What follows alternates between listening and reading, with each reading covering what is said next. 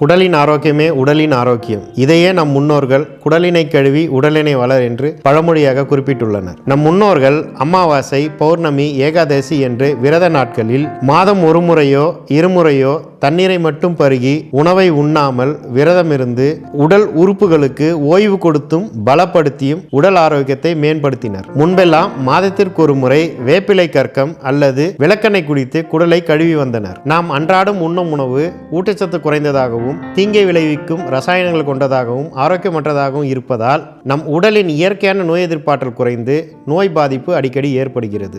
இந்த பாதிப்பிலிருந்து காப்பாற்றிக் கொள்ள சித்தர்கள் வகுத்து கொடுத்த ஒரு மேம்பட்ட சிகிச்சை முறைதான் விரேச்சன சிகிச்சை.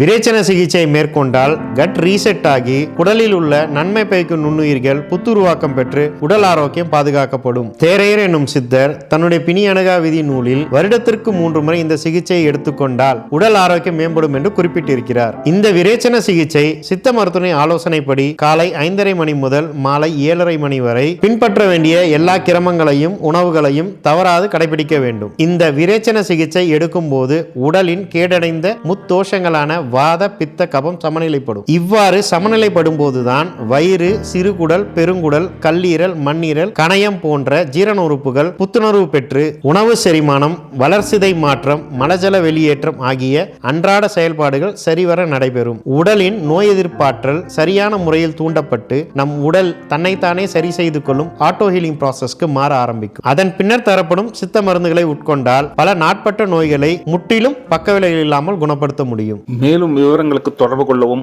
அகத்தியர் சித்த மருத்துவமனை, Arcot road, Vadapalani, Chennai 26. Mobile 7299314449. www.agathiyarhospital.in.